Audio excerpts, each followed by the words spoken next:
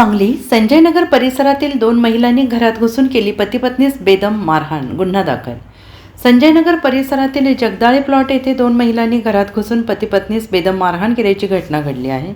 सदर मारहाणीचा प्रकार हा शुक्रवार दिनांक 3 एप्रिल रोजी सकाळी 8:45 वाजण्याच्या सुमारास घडला।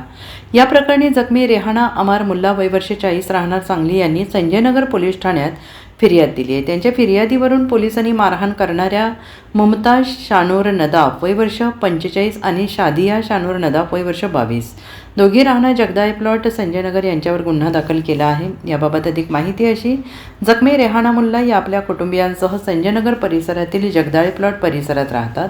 संशय देखील याच परिसरात राहतात। शुक्रवार दिनांक 30 मार्च रोजी सकाळी 8:45 वाजण्याच्या सुमारास संशयित मुमताज नदाफ आणि सादिया नदाफ या दोघी मुल्ला यांच्या घरी आल्या।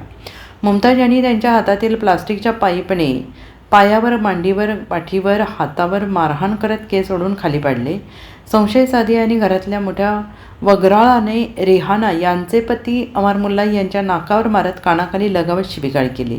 दोघींनी तुम्हाला बघून घेतो अशी धमकी देत निघून गेले आणि घडलेल्या प्रकारानंतर रेहाना मुल्ला यांनी संजयनगर पोलिसात फिर्याद दिली आणि त्यांच्या फिर्यादीवरून पोलिसांनी संशयित दोघींवर गुन्हा दाखल केला आहे।